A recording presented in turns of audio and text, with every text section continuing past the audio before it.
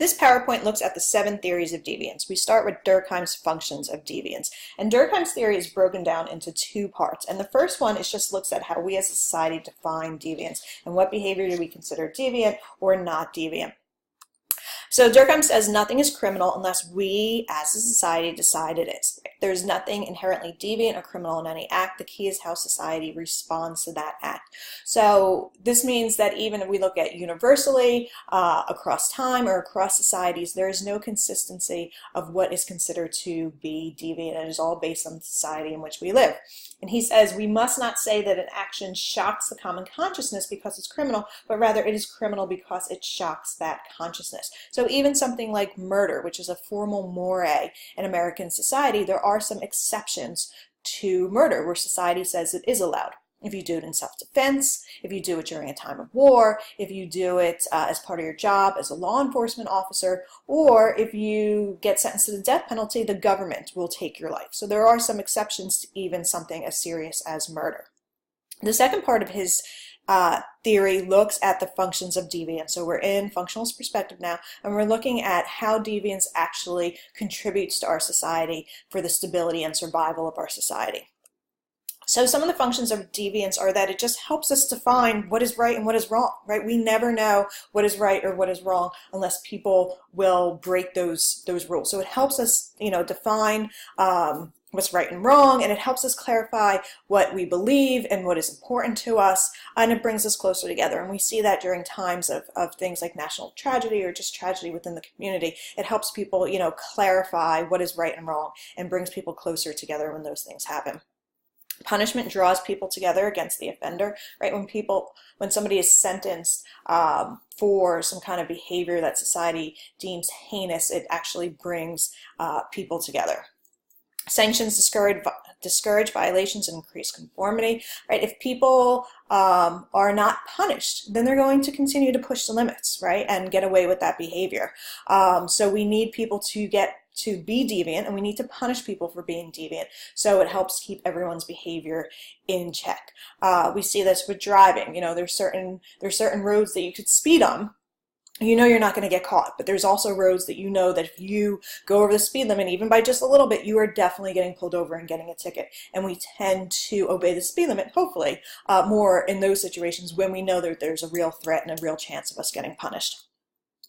And then the last one is that deviance forces us to recognize the limits of our existing beliefs and practices and opens new doors leading to positive social change. We cannot have social change unless we have people who are willing to be deviant. So we look at any kind of protest. We look at the civil rights movement, Dr. King and Rosa Parks. We only have social change if people are willing to stand up and be deviant.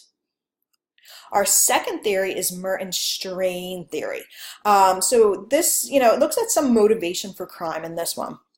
The definition that the textbook gives you is rather wordy, viewing deviance as an adaptation of socially prescribed goals or the means of governing their attainment or both. What this really means is that behavior that violates accepted social norms is performed with the same basic objective as those who pursue more conventional lifestyles. So we live in an American society where we place a lot of value on success and money and wealth, and therefore people are trying to achieve those goals. Sometimes they go through illegal or criminal acts in order to get there. So if we look right here, who is this for you Breaking Bad fans? This is Walter White. We're looking at season 1, Walter White. What was his objective, right? To make money, to provide for his family, to pay for his medical bills, right? He could have done it as a chemistry teacher, or he could have done it by making and distributing meth. But if we look at the same basic objective was in both cases. Not season 5. Walter White. That's a completely different story. We look at season 1, Walter White. So we have to ask ourselves, what basic goal does a teenager who deals drugs and a teenager who works as a busboy after school have in common? It's the same basic objective, to make that money. We look at even students, right? There are some students who will work really hard and do all the readings and do all the assignments, and there are some students who will cheat their way through school. What is the same basic objective at the end in order to get that grade, in order to get those credits, in order to graduate?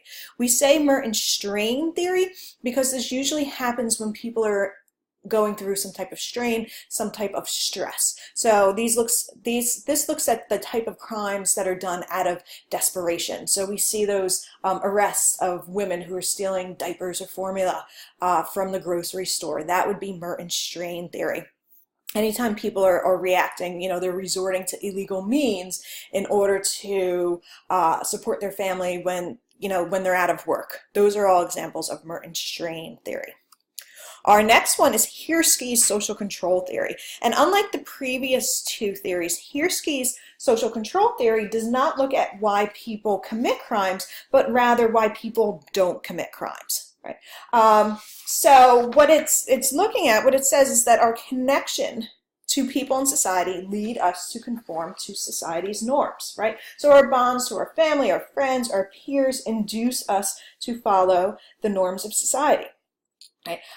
So socialization. So from a very early age in our lives, we learn that deviant behavior is wrong, that criminal behavior is wrong, and that over time we develop our own social control. So we are following the rules, we are obeying the laws, not because there's a police officer standing there, because there's a surveillance camera there, but because we have learned over time that this is what we should be doing. It's following the rules even when no one is watching. We want to see ourselves we want to be seen as being loyal and cooperative and responsible. We want our parents and our teachers put some kind of fear in us in order to be deviant. And therefore that people who are more integrated have better connection to people in their lives, have a less tendency to be deviant, and also explains why those who are least integrated in society are the ones who are more likely to commit these deviant acts. So think about if you were a child, if you got caught stealing something from a store by your parents, and your parents marched you back into that store to return that item, to apologize to the people who work there. That's how Hirschi's social control theory works. They are giving you those values from a very early age so that by the time you are an adult, you are obeying the rules and not committing criminal behavior because you've been taught that. And you don't want to let people down. You fear being deviant. Cultural transmission theory is the exact opposite theory. This looks at how some people are taught criminal behavior, right? So individuals learn criminal behavior by interacting with others. And the process, so cultural transmission is the theory, the process is called differential association. And it's the process through which exposures to attitudes favorable to criminal acts leads to the violation of rules. So in Hirschi's theory, just as some individuals are socialized to conform to society's norms, some people are socialized to learn those deviant acts, right? So no one is born a natural-born drug dealer, pickpocketer, car thief, right? You learn that behavior by interacting with others. And then we look at this process of differential association, and the more you associate with people who are committing deviant acts, the more normalized it becomes, and the more you're going to be able to do that. So if we look at this picture here, this is mugshots of a gentleman over several years of his life as he got involved with drugs and criminal behavior. So we see his initial mugshot, and then we see over the years, over the course of the next 14 years, how his appearance changed and his tattoos changed. So this is the process of differential association. To what extent is a person willing to go to engage in behavior that at one time may have been regarded as improper for them? And think about, high school too, either yourself or someone that you were close with when they got involved in that different crowd, and we see them over the course of, 6 or 9 months, and maybe they first start hanging out with this crowd and they're just smoking cigarettes or vaping, and 6 or 9 months go by and they're using different drugs and more drugs and behavior that they would never have maybe done before. The more they hang out with people who do it, the more normalized it becomes and the less taboo it becomes, and that's cultural transmission theory. We move into social disorganization theory, and social disorganization theory doesn't look at so much why people commit deviant acts. It looks at the relationship to the community and to the neighborhoods. And it asks the question, why is crime higher in some neighborhoods and not others? And the reason being, according to this theory, is when we look at an increase in crime and deviance, we also look at its relationship, its inverse relationship to communal relationships and institution. And when the families are broken, when the schools are broken, and when the religious organizations are broken, when these connections break down, it makes it difficult to exert social control over children especially.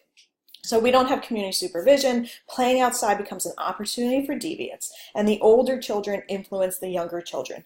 Crime becomes a normal response to a local context. For those of you who are criminal justice majors, you may have heard this in the form of broken windows theory. So let's look at some of those neighborhood characteristics. So in neighborhoods where there's high poverty rates, high unemployment rates, racial and ethnic heterogeneity. Now, heterogeneity, we're talking about a lot of diversity, a lot of different races and ethnicities living together. A high residential turnover, which means people are constantly moving out. So there's no informal social control. No one knows anybody. No one's looking out for other people. There's no informal social control. And then we look at these institutions, like the families, the schools, the churches, and the community organizations are weak, and they're unable to regulate the behavior of the neighborhood's youth especially. And that's why when we see when we talk about juvenile crime and we say, what could we do about juvenile crime? One of the answers always is we need to build a community. We need to put money into schools. We need to improve the schools. We need to build those community centers. We need to give kids a place to go. We need to improve our athletic leagues, our mentoring programs, and that all goes into social disorganization. You build the community, you build the institutions, you better the neighborhood, you decrease crime. And number 6, we're in the interactionist perspective now, and we have labeling theory, which is also known as the societal reaction approach. And this doesn't look at why certain people commit crimes, but it looks at why certain people are viewed as deviant while others that are engaged in the same exact behavior are not considered to be deviant. Right? And then the second part of it looks at how a person comes to be labeled as deviant or to accept that label. So your textbook looks at the Saints and the Roughnecks, 2 groups of kids who were doing the same exact thing. And one group of kids was just a bunch of boys sowing their wild oats and just brought home to their parents, while the other group of boys doing the same exact behavior is brought down to the police station.